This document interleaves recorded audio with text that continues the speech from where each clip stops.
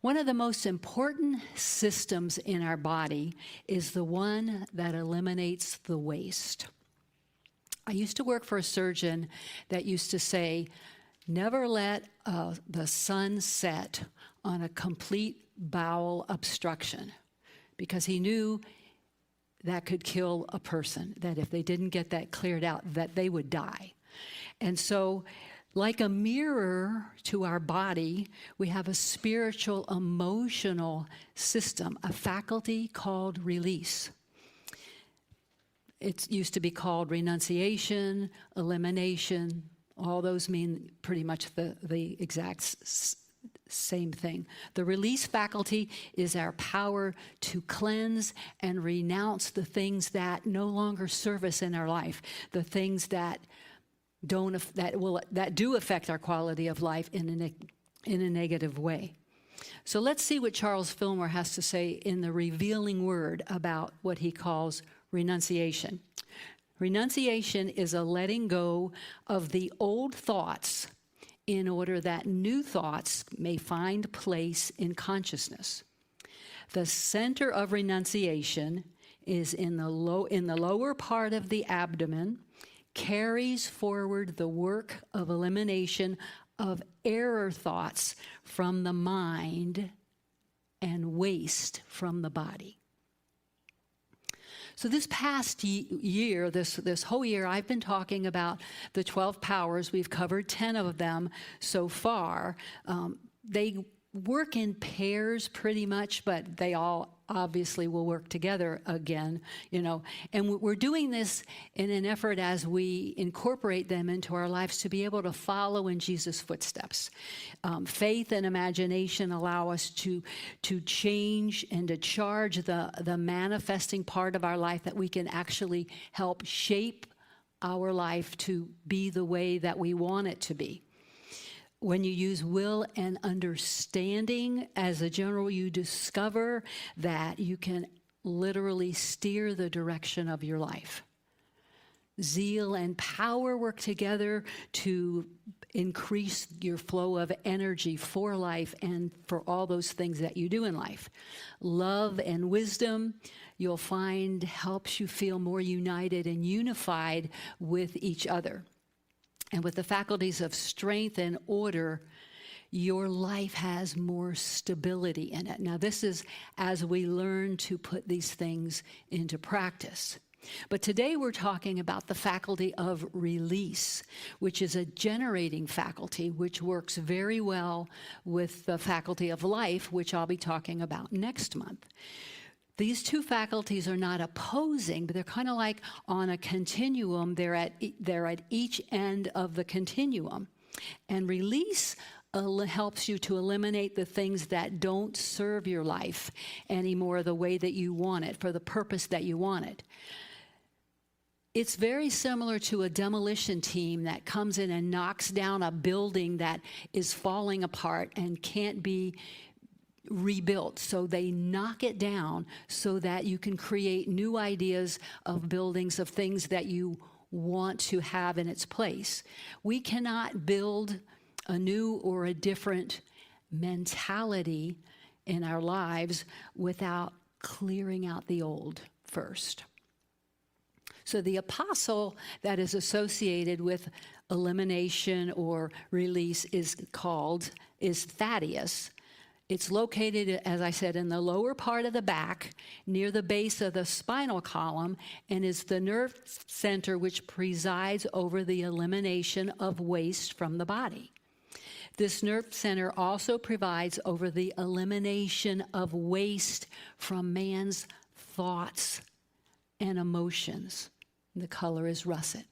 So it's so our bodies and our minds and our emotions are so connected that the particular organs that these are around have to do with the way the power works. The mental faculty of release serves the same function as an eraser on a pencil. Now, most of us wouldn't buy a pencil without an eraser. I know they have specific pencils that don't have them, but as a general rule, we don't buy them because we know we're going to either change what we're doing or we make a mistake. We want to do things, there's an error there. We change our mind.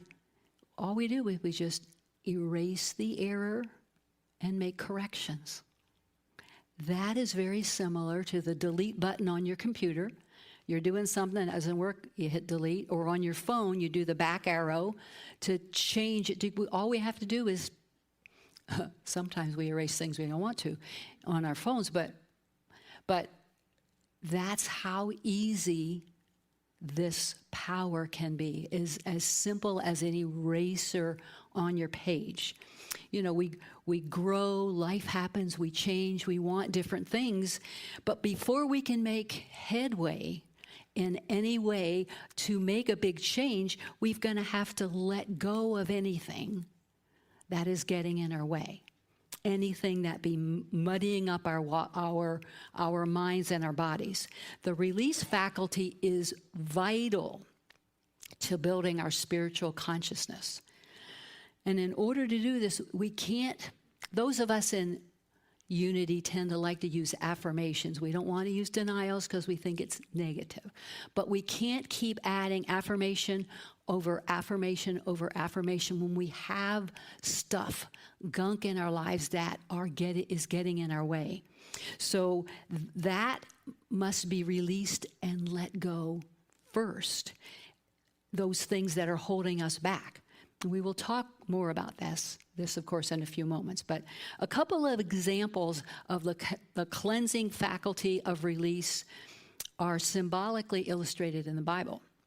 The first one we see is the flood in Genesis, where eradicated all the wicked people in the world except the few that were in the ark. And metaphysically, that stands for eliminating or cleansing from our consciousness all the negative factors which have become too much for us to bear. To eliminate those things that are weighing us down. Another example in the Old Testament is the Egyptian army in the Red Sea, when the waters came and killed all the Egyptians. It's the exact same translation. It's letting go of those things that have gotten in your way, that have interfered with your life. Now, in the New Testament, there's a more positive symbol in the rite of water baptism, where it is an enactment of the cleansing process of our soul, releasing that which is not good and true. So these are, Reverend Bob talked about the Old Testament the Old and the New, and his New Testament, which I love. And they mean a lot of things that we may not have realized until we really study these things. The faculty of release also deals with the physical stuff in our life. Over the years, most of us have gathered so much stuff. Furniture, books, clothes, knickknacks, pictures that we may not have even looked at for years. Everything in our lives right now, we have chosen at one time. We have chosen that. There's a book out that's called Clutter's Last Stand. And I didn't make this up. And at Unity Village, they used to have, years ago, they would actually have a 2-night workshop on this book. And the purpose of it was, of course, first of all, to help get you to be willing to declutter the things in your home. But more importantly, it was about decluttering the things in our mind that were getting in our way, the clutter in the thoughts of our mind. The years of gathering things in our home that we don't use, that's there. All of this affects our minds. It can cause depression. Now, I'm not talking about, not even just hoarders, but so much stuff. It can affect our minds. It can cause depression, immobility, unable to really get out of your own way. Reverend Phil Pearson liked the clutter in our home to the clutter in the closet of our minds, and how detrimental that can be to us. So our faculty of release is our God-given gift to help us declutter our minds, and it mirrors each other. Years ago, this isn't in my notes. It sounds familiar, doesn't it? When my husband and I were trying this new plan of letting our kids do their own thing and clean their rooms or not clean their rooms. I had 2 girls about the same age, and one of them, after 3 weeks, she said, I can't do this anymore. I can't do it. I mean, their rooms were disgusting. She cleaned up her room. She said, I can't study. I can't do my homework. I can't do it. The other one, she never changed. Her friends would come over and clean her room. She's a helicopter pilot now. That's a little scary, right? That's an aside. Okay. Our power of release is a way to say no to the things that we don't want in our lives, to deny them, and then to release them forever. If you live in a cluttered environment, making the effort to clear out the unnecessary things is a great start, a mirror for clearing out your consciousness, getting rid of the debris in our minds that may be holding us back. We may know what some of those things are. We may not have a clue, and that's okay. But letting go of the old beliefs and thoughts does not have to be painful. I know a lot of people are afraid to go there because they are afraid that it's going to be very difficult. It doesn't have to be. It can be as simple saying, I let it go. I let it go. So when we can't seem to move forward in life, when the things that we ask in prayer for clarity, that's when we go inside and ask for clarity. What do I need to let go of? Who or what? And you might get an answer then, and then it will come to you. When it comes to you, then go back into prayer and say, help me do this. I need help. I can't do it myself, because if we've been able to do it before, we probably would have. And so we get help to learn to forgive, to let go gently, easily, without a lot of drama, not with anger or force, like, yeah, I'm getting them out of my life forever. Well, that's really not the attitude that's going to be helpful in forgiveness, letting go, of just being willing at some point to say, I'm done with it. I'm not going to let that destroy my life anymore. And it's important to remember that the memories that we carry around in our mind are not necessarily reliable. Any of you that have siblings can look back on an experience, as adults, of what happened. And if there are 3 or 4 kids, you're going to get 3 or 4 versions of what happened. We have 7 kids, so imagine that. So what the point I'm trying to make is the memories that you may be holding in your mind is, this is what happened and I'm really upset about it. It may not have happened that way at all.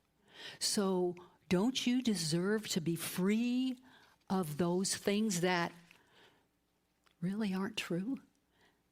And even if they are true, it's in the past. It's over. You may be holding on to memories and things that are inaccurate. When you move to a place when you're ready to release these things and let them go, you don't need to be afraid. They can't hurt you anymore. You've already been through it.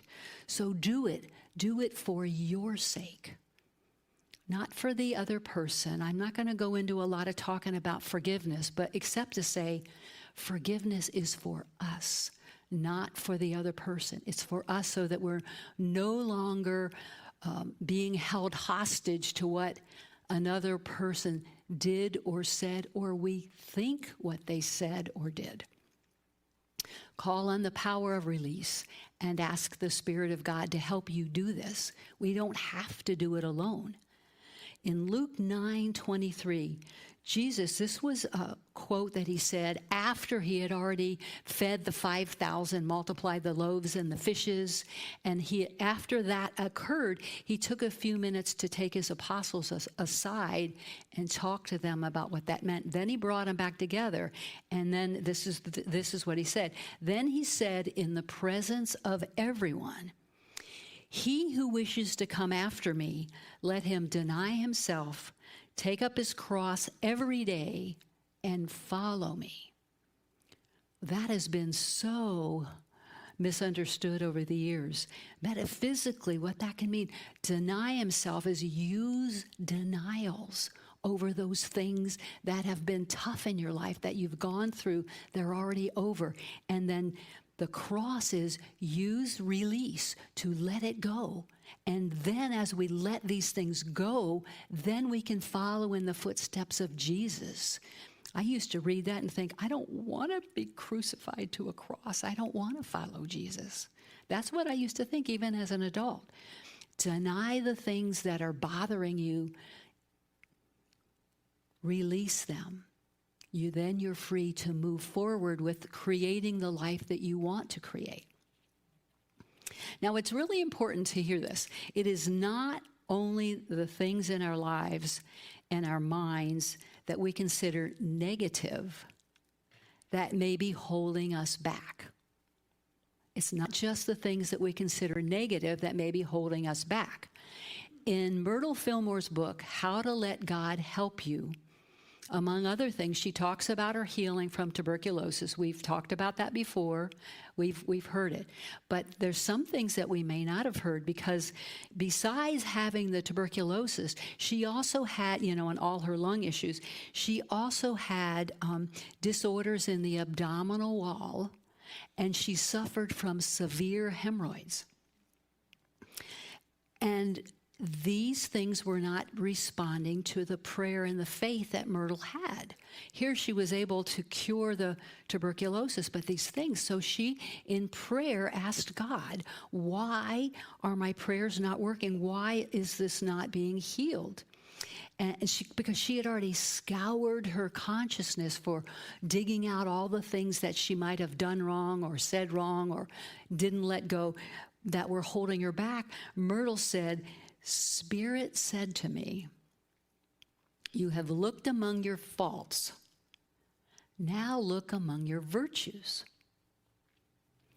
So she stepped back and Myrtle realized that she had taken great pride in not letting other people know how she really felt, or that if she was displeased with things. She didn't speak her mind. She just smiled and left it in. She began to realize that she was not as poised on the inside as she appeared to be on the outside, and that she had swallowed these hurts and didn't speak of them, but swallowing affected her body physically. So she went about healing this incongruency and let it go. She was correcting her habits, and she moved herself to the place where her inner thoughts were in congruence with her outer actions and with her words, so that she was, I'll use a more modern term that we use, more authentic with her words and her thoughts. And I'm thinking to myself, aside from this is Myrtle, who I have on a very high pedestal, who throughout her life was still dealing with a lot of the same things that we all are. So she felt truly free when she was able to let those things go. And within a short time of moving into alignment with her body, mind, and spirit, these issues, these physical issues, were healed. And here I like to look at the scripture because it came right to mind. Matthew 7:7. Ask and you shall receive. Seek and you will find. Knock and the door will be open to you. That's not just about the things that we want in life. if we don't have the clarity or the understanding for what's going on, ask for it. Ask for clarity, ask for understanding, and know that you're going to be receiving it because it's a promise. We are on the spiritual track and we will be led. So to know how to rid ourselves of the negativity that we have lived with is a great treasure. And in the Sermon on the Mount, and this scripture isn't on there, Linda, Jesus said, let your words be yes, yes, and no, no. You know, it's important to be clear and to use clear and effective words when speaking and to know what you want and to be very clear. And for denying and affirming, to know what it is that you are letting go of and knowing exactly what you do want. I don't want this. I do want that. That's what the power of denial is, letting it go, not with a big to do, a lot of loudness. Just let it go. This is what I'm going to focus on. But until we make space in our what kind of a drive is it called on a computer? On your computer drive of your mind. Until you make space, you can't move forward. So it's important to be clear with your words, but it's also, we have to do the inner work first. The power of release works the best when we start inward, when we get clear with God, when we're honest, when we're open, when we do our prayer work, when we, in the silence and the stillness, that's where God works. And from there, we get clarity, we get clear, we know what is ours to do so that our words match our actions and we can clear things out as they happen instead of, most of us have years worth of stuff that we may not have cleared out before because we didn't know how to do that. Have you ever been told that you have a chronic medical condition, like maybe diabetes or lymphedema or heart disease or some things that are never going to go away? They can't be healed. The doctor said they can't be healed, but they can be managed if you work at it. Well, we all have a chronic condition living in these bodies. There's always going to be mistakes that we make, things that we do to hurt other people. This is going to happen. So this is why we use these tools on a regular basis so that we can clear away those things that don't fit us, that the mistakes that we make or that others make. Let's look at John 16:33. Jesus said, in the world you will have tribulation, but have courage. I have overcome the world. We have been given the power to manage and correct all of these things through the faculty of release. The power that I think is probably the most important power. Because if we don't clear out the muck, we can't move forward. And these things have to be used regularly. So I've got a couple of steps I'm going to move through quickly before we end here. The first one is be honest with yourself and others, like Myrtle did. It took Myrtle a long time to realize that she wasn't being totally honest with herself. So when you realize that, don't fret, get all upset about yourself. Let it go. Start making the changes that you need so that you can be authentic in your life. Then the second one, when you feel stuck, triggered, upset, take your thoughts to prayer in the stillness, in the silence. Ask for guidance. And then follow through with what you hear. We tend to talk ourselves out of things sometimes. We hear things and it's like, wait, that can be too simple. That's not going to work. Follow through on your guidance. Number 3, forgive every night. Others, yourself. situations, illnesses, things that have happened in the past, things that are happening every day.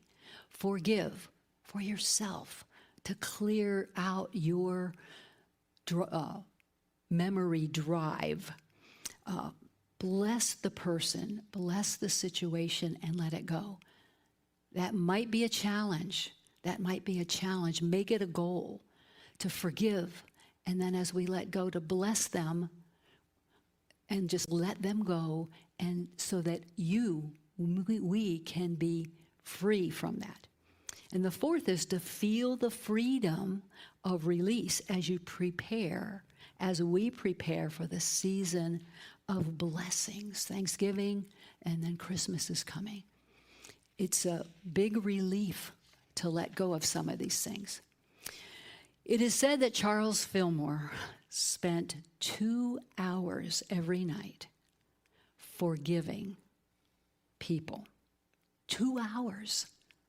Now, I'm not suggesting you spend 2 hours, but forgiveness equals release, equals letting go, equals blessing of others and ourselves.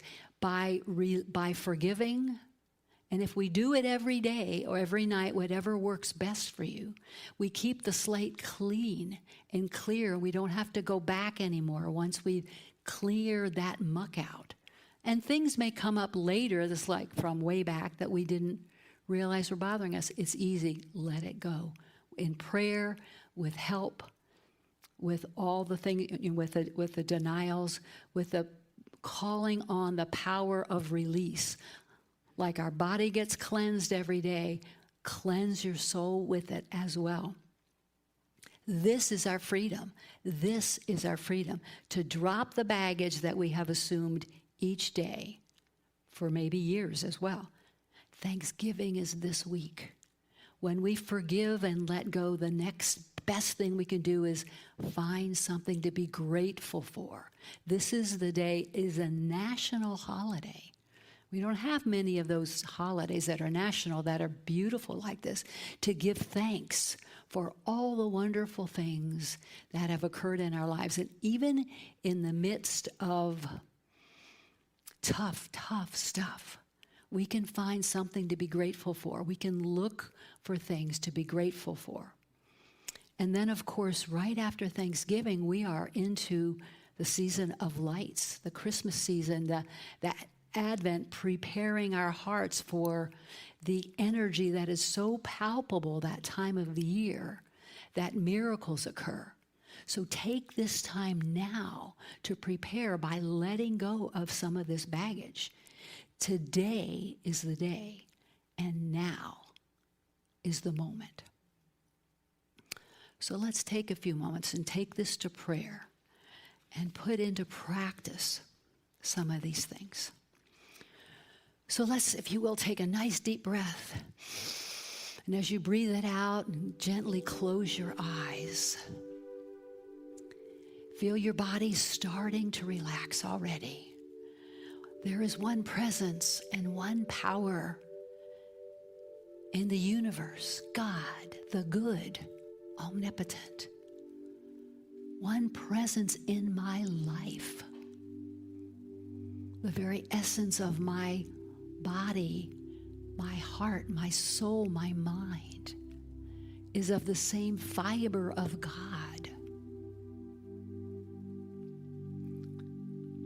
So speak to your body now. Peace, peace, be still. Be still.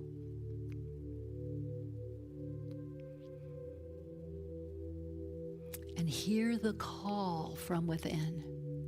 Come to me, all you who labor and are heavy burdened, and I will give you rest. So we'll take these few moments now to activate or reactivate that power of elimination, of release in our body. So we imagine through the crown of our head this golden white light that comes flowing down into our head through all of the powers that are in our head, but especially to the front forehead, which is the conscious memory, so that our mind is aware of what's going on. And this beautiful white light healing is flowing through your body, through your chest, and down through your solar plexus to the back of your spine, to that area of elimination of the waste from our body and the waste from our minds. And the color switches now to russet, a golden brown color, and it spreads throughout our whole body, activating that power within us that can set us free as we use it, spreading all the way up through all our organs and tissues, and then down through our heart and our solar plexus, down through our legs and knees to our feet, to ground us in this truth of who we are, one with God, filled with all of the energy, all of the gifts that God has given us, with the abilities that God has when used in sync with that amazing love that God is, that God that is a very part of our body, an essence of who we are. I bless and appreciate my body's natural capacity to release anything that is harmful. And I bless and appreciate my mental capacity to release the past, to forgive, and to let go. So now, if you will, I want to allow yourself in your mind to float upward, upward, upward, the essence of who you are, and look down on our lifeline. We're looking down from a space of safety, a space of detachment. And as we look down from the moment of our conception to the point that we're living right now, see if you pick up any pattern of behavior that may have been interfering with your life up to this point, or just one particular thing that jumps out at you without the emotions attached to it. And as you do, I want you to take this pattern or incident or whatever it is and put it in a helium balloon that you're holding. Put this that you want to release in this helium balloon and tie it off. And when you're ready, release this balloon and watch it go away. Fly up, up, up, higher and higher, till it's out of sight and it's gone from your body. Now, as we're back into our bodies, feel that release of letting that go.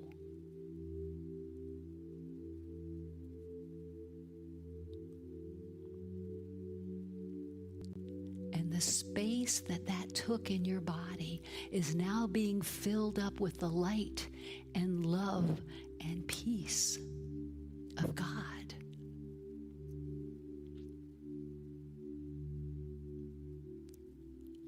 Leaving no vacuum.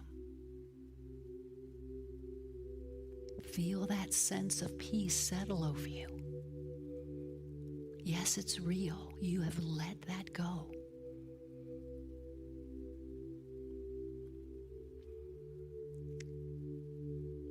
I celebrate and am grateful for my spiritual release ability.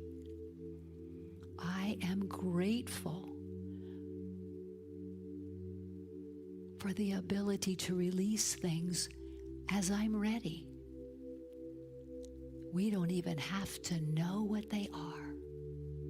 When we feel something in our way, we take it to prayer and we can put it in a helium balloon if that works, and let it go for good. Then you bring in the light and the love of God to move forward with the gifts and the powers that we have to create the life that we want.